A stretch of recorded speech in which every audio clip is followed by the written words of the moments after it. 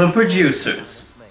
Everybody has a film that no matter how many times they watch it, they get a magical tingle in their heart. For me, it's The Producers.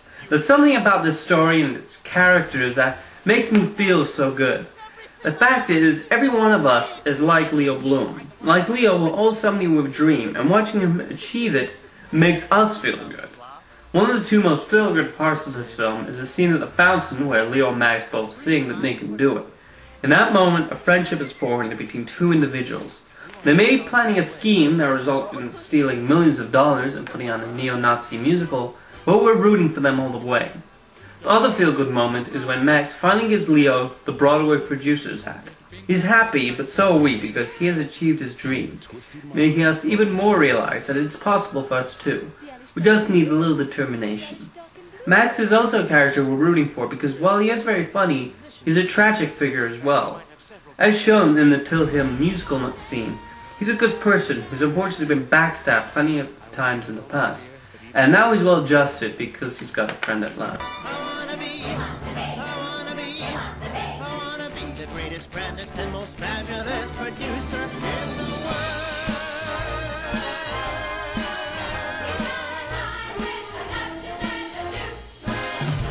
I just got to be a producer, drink champagne until I puke.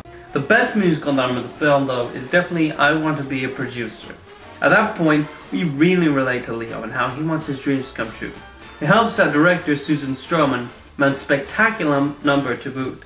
The Producers is such a special film for me that every time I watch it, I forget about the naysayers and enjoy the ride. Ooh, you've already had your toilet break. I'm not going into the toilet. I'm going into show business. The Producers, directed by Susan Stroman.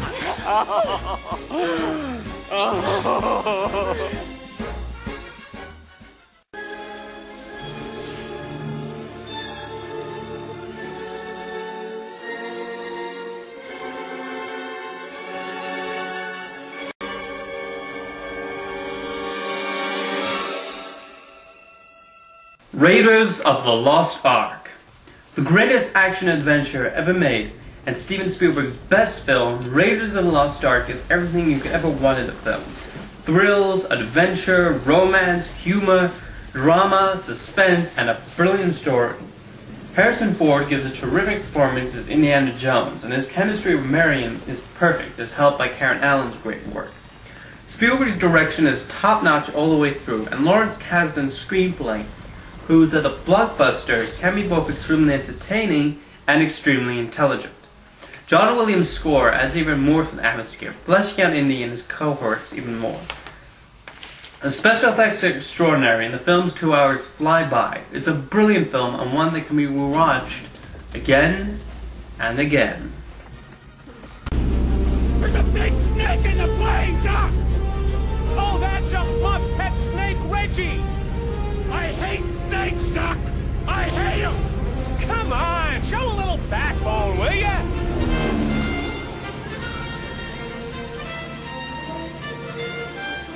Cinema Paradiso. Beautiful. Absolutely beautiful. Cinema Paradiso is perfection and the best the world of foreign cinema has offered. The film that defines the power of cinema the best, this is a revelation. For many years, I will still consider it to be one of the greatest films of all time. Giuseppe Tornatore's direction and screenplay is an inspiration with its charm, humor, and beauty. Every cast member delivers an impressive performance, giving it their best and adding to the wonderment of the film. Then there's Ennio Morricone's brilliant score. His best work to date, the music of Cinema Paradiso, is an emotional tour de force, setting the right keys and producing a melody that will be remembered for all eternity. As the film goes through the three major time periods of the protagonist's life, we are immersed all throughout by how the art of the film touched and helped mold this boy's life.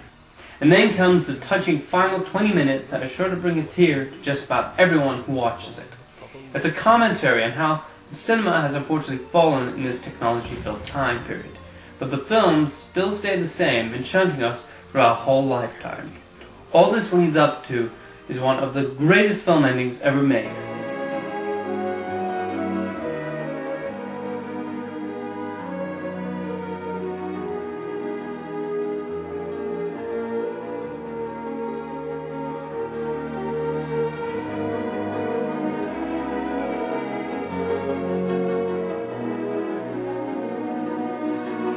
montage of screen kisses set to Morricone's classic score, a heartbreaking moment that will certainly bring forth many good memories to all viewers.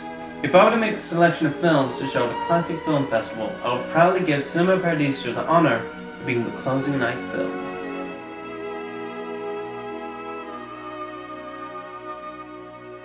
Modern times. Charlie Chaplin's short films concern mostly simple gags repeated throughout its short course. When he made the large leap to feature-length films, he allowed the tramp character to grow far from what he considered a comedy to be. He had said to Max Sennett while leaving Keystone Films that all you need to make a comedy is a policeman, a park, and a pretty girl. Yes, Modern Times does have various policemen, as well as a pretty girl, but it has moved far beyond the park. Chaplin's wonderful idea to lampoon Henry Ford's assembly line involved him moving the tramp from the park into the factory. He also renamed him the factory worker, and yet you can still be enthralled by the factory worker's actions to do how well constructed the story is. Chaplin's screenplay is so entertaining and thrilling. This is a story that makes one think and laugh at the same time. Only the tramp could go through each job and fail miserably, but already be ready for a new adventure involving a new girl. And now, my personal #1 film of all time is WALL-E. This is an absolutely incredible cinematic experience, beating even the likes of Toy Story, The Incredibles, and Finding Nemo. The animation is superb as usual, and Andrew Stanton and Pete Docter's story is brought brilliantly to the screen, mainly thanks to the aforementioned animation and the sound work from Ben Burtt. The main reason for the film's success is the relationship between Wally and Eve, making this one of the most beautiful and touching love stories ever brought to the screen. We feel for these characters and care for them, so whenever they're in mortal danger, we're always worried whether they will live. And I'll admit, I was almost teary-eyed while watching this film. That's how powerful WALL-E is as a motion picture. The social commentary is also effective and definitely makes you think more than any so-called intellectual Sundance release. The film is also very funny and touching at the same time, giving off a very Chaplin-esque quality. The whole film definitely gives off a very City Lights vibe, and I wouldn't be surprised if Stanton was heavily influenced by that masterpiece. Best of all, the emotion hardened Wally feels genuine, and that is enough to make us care for these two characters, and it also leads to the most beautiful sequence ever created for a major motion picture.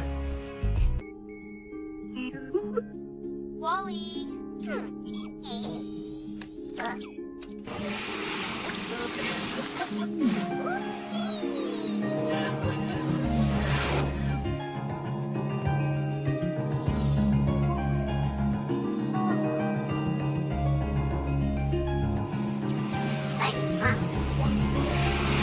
I can watch WALL-E and just be awestruck by not only its visual tapestry, but its incredible story as well.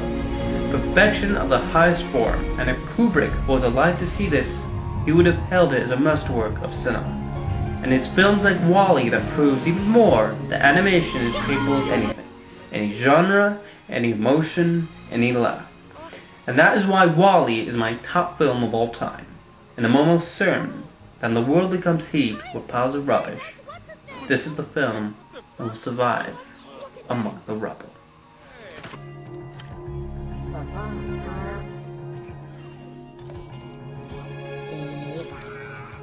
Oh.